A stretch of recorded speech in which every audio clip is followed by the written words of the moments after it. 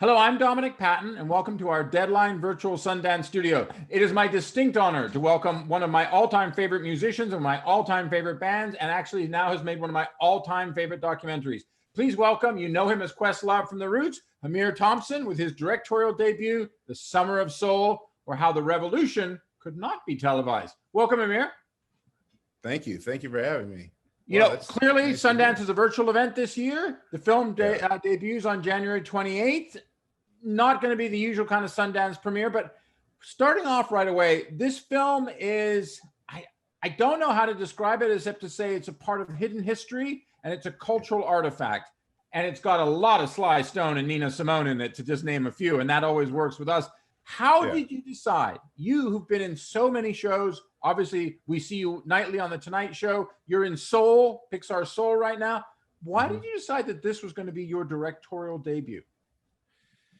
You know, in the beginning, when this was presented to me, I have to admit that I instantly tried to kind of matrix bullet dodge the the responsibility of taking this on, only because, you know, first of all, when Robert and David, my two producers, David Dinnerstein, Robert Fivalent,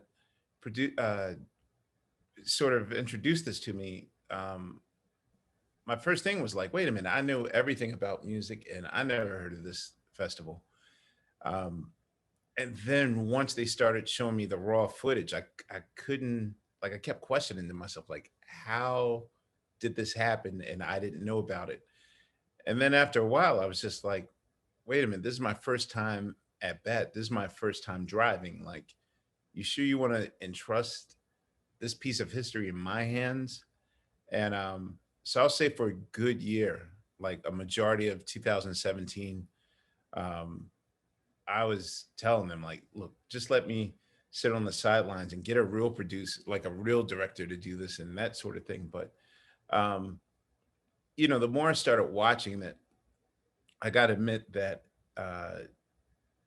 you know, I'm the type of music historian that watches these films, and I'm the snarky guy. I'm sort of like the old guys in the Muppet Show that's always like, that didn't happen, or that was the wrong year, or that's, you know, Walder and I forget the other guy's name.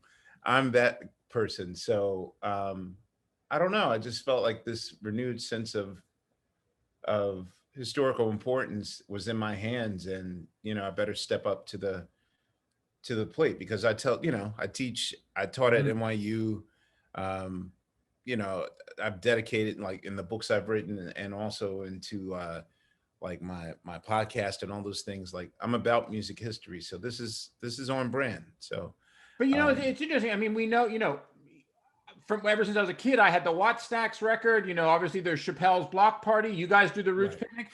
But the Harlem Cultural Festival literally took place over 6 weekends, I believe. Was it? Six weekends. Yeah. It had some of the biggest names in music at the time: Sly and the Family Stone, clearly, Nina Simone, Gladys Knight and the Pips, Max Roach. I mean, the list goes on and on. You had people like the Reverend Jesse Jackson there. This is literally 1 year after the assassination of Dr. King. You had the mayor of New York. New York City put money into this with impresario Tony Lawrence, and yet it's been culturally erased. And I know there's going to be a lot of emphasis upon the music, and the performances are amazing. I have to say, I do notice there's a lot of drummers there, but I also want to talk about cultural erasing, because that is so much part of America's toxic dynamic with Black culture. It's simply appropriate or erase. Yeah, I was going to say that what really, you know, as time kept moving on, it was definitely not lost on me that not only were the circumstances that occurred before 1969 and during 1969 that caused the festival to even happen in the first place, they were mirroring exactly what was happening in, well, you know, at the time, 2018, 2019, 2020, it was almost like an exact parallel. And for me, um, that's one of the scariest things imaginable, that if a brilliant monumental festival falls down in the forest and there's no one around to hear it, did it actually happen? Yeah. And And especially when you're talking about an era before social media, before this. right, And also, we should point out, this was happening exactly around the same time as Woodstock. In fact, people referred to this as Black Woodstock at one point, right, and yet it was overshadowed. This was the entire festival, or a lot of it, majority of it, was filmed. Nobody would buy the footage. No Martin yeah, Scorsese to help with Black Woodstock. No dissing upon the maestro or anyone. But hmm, Altamont, all this other stuff happens. Black Woodstock disappears. The footage is left in a basement.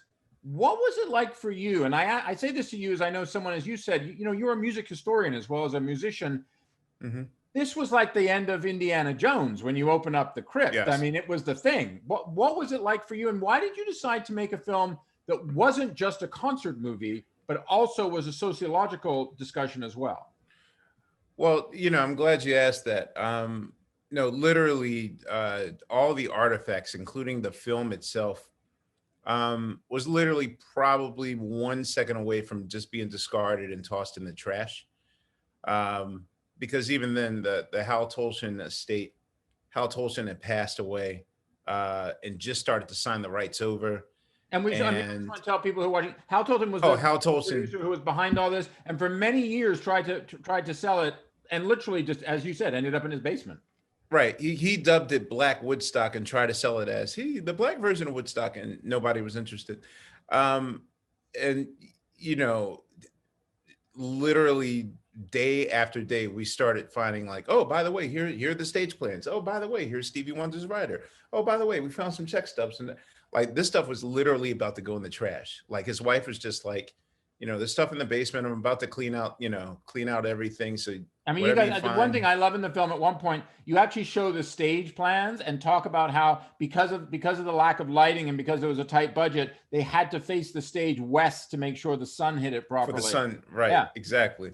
So yeah, all those things came into play. But yeah, I will say that um, that for decades they've been trying to get this out. I mean, the only thing that managed to properly make it to the screen was maybe 30 seconds of Nina Simone's performance for her documentary. But Which which which I might add also debuted at Sundance several years ago. yeah, and I don't know. It's just for me, seeing this footage was very, very overwhelming. Actually, to answer your question, where was the shift? Because initially in the beginning, I had curated this, sort of in the mode that, if you've seen Aretha Franklin's Amazing Grace movie, how it's just a performance and nothing else, no sort of contextualization or anything. Um, Initially, I was just trying to curate like the best 15 performances and see how they would fit as if I were doing a show. Hmm. And then again, because of what was happening politically in America, especially with Black Lives Matter, especially when the pandemic started hitting, um, it's almost as if uh, the musical ancestors of my life were like, "Wake up, Ahmir! There's another story to tell." And um, so this became less about making you the voyeur inside of the world's coolest concert, and um, more about what's the parallels of what's happening. So I'll say that somewhere in early 2019, um, we kind of had a new storyboard where we wanted to sort of kind of investigate why these things were happening still 50 years later. It's a marvelous film. I mean, I'm saying to people, when you watch it, obviously Sundance this year, because of the pandemic, is a semi-virtual event. There are drive-in locations throughout the country, but all of Mhm. it's going to be also seen online starting this week. If you don't get up and dance when you watch this thing, and if you don't put your head on properly, you're missing the whole point. Sir, as always, it's a pleasure. We thank you so much for joining us. Oh, I have thank to you. ask you because Yeah. you know I'm going to ask you. We got a soundtrack or a playlist coming? We'll have playlists coming. We haven't done an official soundtrack. Kind of putting this together in the age of the pandemic was a task. But yes, I will definitely do. We have some plans tentative for this year that hopefully we can carry out. Thank you very much, sir. I'm Dominic Thank you. Patton for Deadline Hollywood. Please join us for more of our Deadline's virtual Sundance studio throughout the festival with myself and other members of the Deadline team. See you later on. Thank you.